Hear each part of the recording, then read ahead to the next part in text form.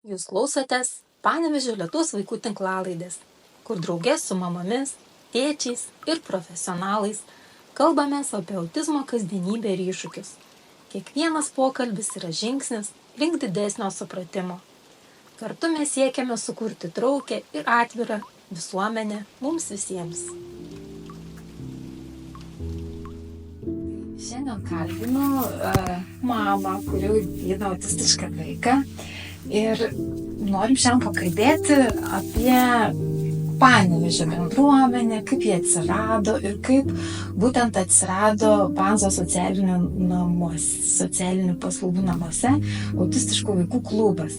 Nes aš žinau, kad mūsų pašnekovė mama, jinai nuo pat pradžių buvo viena gal iš iniciatorių net, kad atsirastų.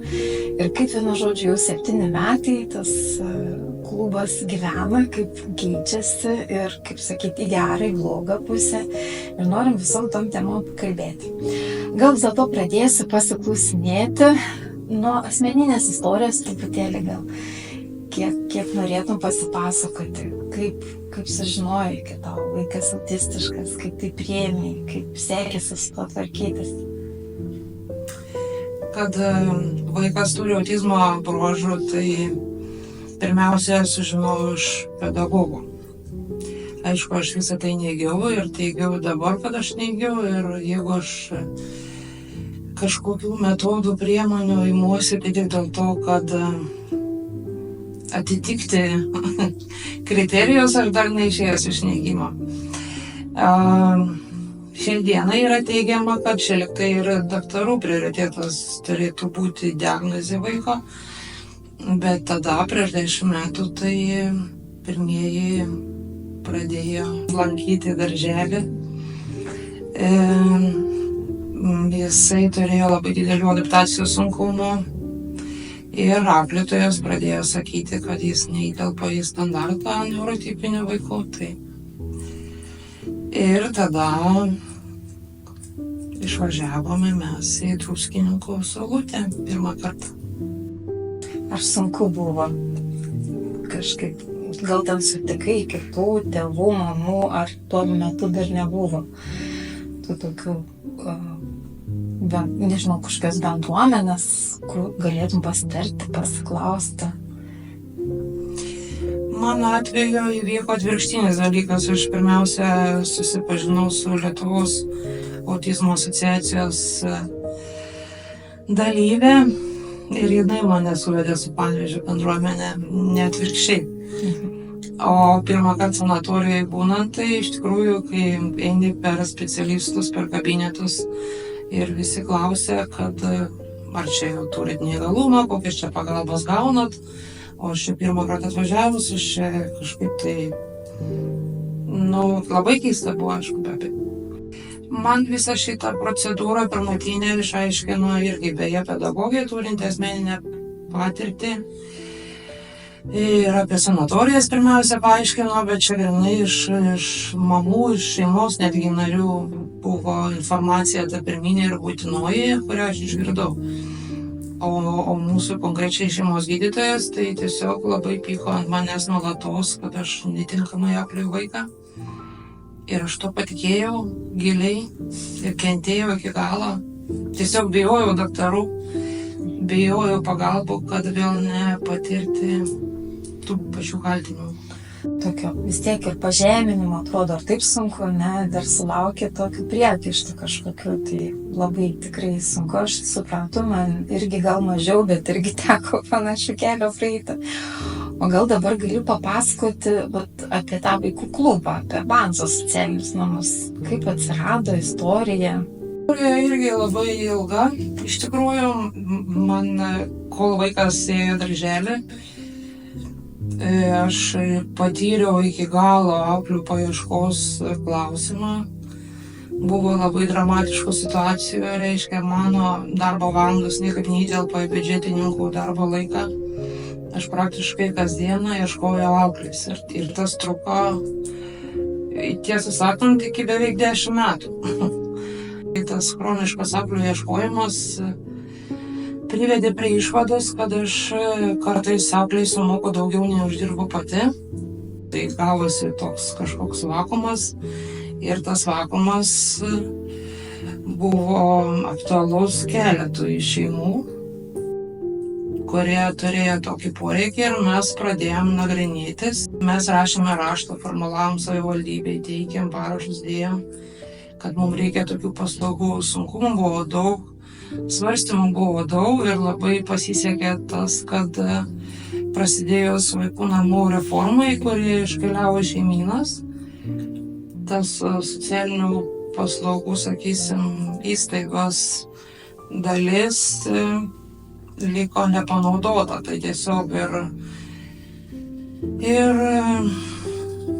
Banzo socialinių paslaugų direktoriaus interesas buvo surasti paklausą, o iš mūsų pusės buvo tikslas surasti pasiūlą. Tai kiek tų šeimų susirinko pradžioje? Pradiniam sąraše buvo 6 vaikai, tai reiškia viena grupė šiai dienai. Tai aš suprantu, tos grupės po truputį atsirado. Pradžioje buvo viena ir 6 vaikai grupėje. Ir tas labai aktualu, kad būtų nedidelės grupės, taip, kad nebūtų perpildytos, kad vis tiek autistiškam vaikui reikia ir pritaikytos aplinkos, pritaikytos, sakykime, to pasibuvimo vienumoje, ramiai, kažkokių gal patalpų. Tai pradžiai viso to nebuvo. Dabar, kiek žinau, yra ir sensoriniai kambariai, 2 rinkti, taip, ir tos grupės išsiplėtė. Kaip visą tai, gal gali kažkiek pasidalinti savo prisiminimais įvyko? Savo prisiminimais dalinantis, tai dar noriu grįžti irgi prie mokyklos etapo. Reiškia, kai pradėjom lankyti mokyklą, taip ir atsitiko, kaip ir tikėjau tada. Pamokos buvo stipriai sutrumpintos, pedagogai tikrai nebuvo pradžioj pasiruošę. Prailginta grupė pasirodo irgi buvo neveikianti, nes jau 11 valandą praktiškai gaudavom pranešimą pasimti vaiką, nes vyksta adaptacijos laikotarpis ir iš tikrųjų jis toks buvo ir be galo sunkus, be krašto sunkus, be galo skausmingas laikotarpis. O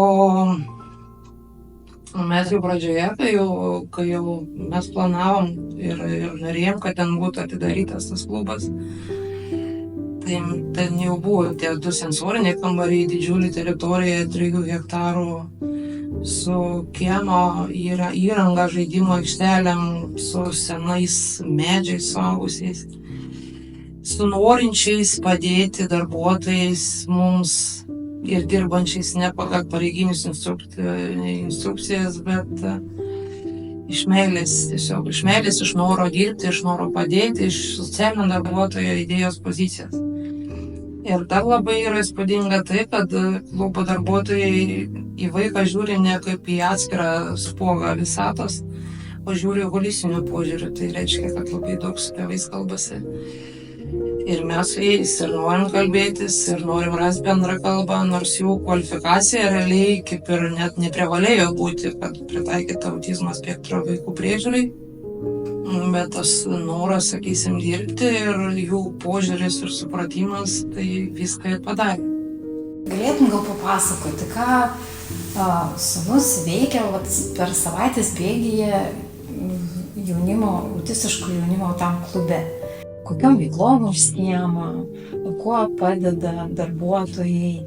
Ar yra tikimybė, kad jis, būdamas tame klube, kažkiek lavėja, įgauna tam tikrų įgūdžių, kurie padės paskui jam ateityje savarankiškam gyvenime? Ar tai tik tai kaip priežiūros paslauga vis dėlto vyksta? Panevėžio mieste yra vienintelis būrelis pritaikytas specialių poreikių vaikams. Tai reiškia Robolabos Steam centre, kur mūsų vaikai ir lanko. Tai reiškia, kad mes šitą vakuumą užpildome klube. Klubas turi logopedą, turi psichologą, turi trenerį, turi krepšinio salę, turi sporto salę. Mes samdom privačiai karatė trenerį. Mes šiuo metu vyksta užsiėmimai su teatro judesio aktorė. Netrukus prasidės dailės terapijos užsiėmimai, kurie irgi anksčiau buvę ir labai nemažai jų buvo. labai patinka, sakysim, sportinių užsiėmimų įgyvendinimo požiūris, kad, sakysim, jeigu vaikui reikia kažkokių fizinių nualinimų tam, kad nuslopinti sensorinės perkrovas, tai labai greitai darbuotojai reaguoja, išsiveda į sporto salę tam, kad vaiką iškrauti, kad jis galėtų kažkiek nusiraminti. Užsiėmimų klube turime tikrai daug ir jie tikrai labai stabilizuoja vaiką, sakysim, labai daug turi užsiėmimų, jie ten turi virtuvėlę, gali savo gamintis, turi savo individualų atskirą kambarį poilsiui, turi didžiulės bendras erdvės. Tai asmeniškai man, kaip vienišai mamai, man tiesiog klubas patapo mūsų antrais namais. Labai gražiai kalbi, labai gražiai atsiliepi, iš tikrųjų šaunu, kad yra tokia vieta Panevėžyje. Ir labai reikia tikėtis, kad jų atsiras daugiau, nes poreikis, kiek suprantu, tai yra labai didelis, nes statistika rodo, kad Panevėžio apskritai yra daugiausiai paskutiniu metu diagnozuojamų autistiškų vaikų. Ką tu manai, kokia galėtų būti ateitis ir kur galėtų patobulėti, nes manau visada patobulėti yra kur. Kas bus ateityje, mums šiai dienai klausimas ir tai ko gero bus dar vienas gyvenimo užduotis. Iššūkis, užduotis, egzaminas ir pamokyčių tam reikės atlikti labai daug. Gali visai būti, kad šiuo metu deinstitucionalizacijos idėjos pagrindu mes galima ir bus surasti galimybę vaikams ir po 18 metų. Dar vieną argumentą noriu pasakyti apie socialinių paslaugų gerumą, centro gerumą, tą, kad labai tai yra didelė atsvara, tarkim, kad ir vaikų teisių kontrolės atveju. Konfliktų su mokykla yra be galo paprašta daug ir labai daugeliu šeimų. Tai man asmeniškai yra saugiau gyventi, kai yra socialinių paslaugų centro darbuotojų požiūris ir supratimas ir pasirengimas atsverti tą, sakysim, institucinio smurto apraiškų galimybę. Supratau. Dabar dar norėčiau pakalbėti apie bendruomenę, nes kaip tu manai, kiek yra svarbu apskritai jungtis tėvam į bendruomenę? Kodėl tai svarbu tėvam bendrauti tarpusavį, jungtis į bendruomenę? Dėl kad yra svarbu iškalbėti nerimą. Mūsų šeimos labai dažnai dėl vaikų elgsenos patiria labai didelę izoliaciją ir atskirtį visuomenėje. Tai susitikus to paties likimo žmonės tiesiog jautiesi kaip giminės susitikime. Saugesnė aplinka tarp savų, bet ir vaikai tikriausiai jaučiasi geriau, kai yra tokia supratinga bendruomenė, kai sako dažnai, kad autistiški vaikai kitus autistiškus geriau supranta. Klubiniai vaikai ir apskritai bendruomenės jau vaikų labai daug yra pažįstamų tarpusavėje, tai vien dėl to jau reikia, vien dėl vaikų socializacijos, bet man pačiai kaip mamai, ko gero, irgi buvo vienas iš didesnių suvokimo, priėmimo, sakysim, atvejo rodiklių, tai kad pavyzdžių galų gale lyginimą. Taip, tai pirmiausia, nes reikia, aš manau, irgi tėvam pagalbos, kad galėtų pagelbėti savo vaikams. Galų gale, kalbant apie paslaugų gavimą, irgi vienas žmogus nuėjęs tikrai nebūtų gavęs tos paslaugos, jeigu mūsų nebūtų buvę keletas vienetų, bent jau pradžioj. Tai vienytis yra svarbu ir apskritai, kaip sakant, bendruomenė gali nuveikti daugiau negu vienas lauke nekarys. Pabaigai norėčiau ką nors gražaus, kažkaip optimistišką gaidą pabaigti. Ką norėtum palinkėti, pavyzdžiui, gal mamom, kurios nesenai sužinojo, pradėjo eiti tuo keliu, apskritai šeimai. Ką norėtum perduoti, kažkokią žinutę, pasidalinti? Perduoti aš norėčiau palyginti tokią kaip ir beveik pasaką, kurią man sakė kažką mano draugės mama. Reiškia, pasaka yra apie 2 varles, kurios šukavo per pievą ir pievoje stovėjo 2 stiklainiai pilni pieno. Ir abi varlės iššoko į skirtingus tos stiklainius. Tai viena varlė sako, ai vis tiek aš čia prigersiu, tai ir baigiam to. Ir prigėrė. O kita varlė buvo kovotoja ir jinai sako, nu ne, aš vis tiek nepasiduosiu. Plakė kojam, suplakė sviestą ir iššoko iš jis. Tai šeimoms noriu palinkėti, nebijoti ieškoti, nebijoti plaktis. Kažkokių sprendimų tikrai yra. Ir jeigu to, sakysim, paniko tapu, jeigu jų ir nesimato, tai reikia tiesiog atidžiau pažiūrėti, kitą perspektyvą pažiūrėti, sprendimų yra. Ir vis tiek nebus taip, kad kažkaip nebūtų, vis tiek kažkaip bus. Taip visada kažkaip būna, kartais gal ir laiko reikia sau leisti iš karto, taip, tikriausiai atbūti tą laiką kartais reikia. Bet taip sprendimų visada yra, kas ieško, tas randa. Gerai, labai dėkoju už tokį nuoširdų pasidalinimą, iš tikrųjų tikrai labai gražių minčių pasakei ir labai dėkoju, kad tu aktyvi esi bendruomenės narė ir kad plaki tom kojomis ir suplaki tą sviestą, iš kurio, kaip sakant, mes galim visi naudotis visą bendruomenę, visi, kaip sakant, ir ateities net kartos, tai yra labai svarbu. Tai tada iki susimatymų. Iki. Ačiū.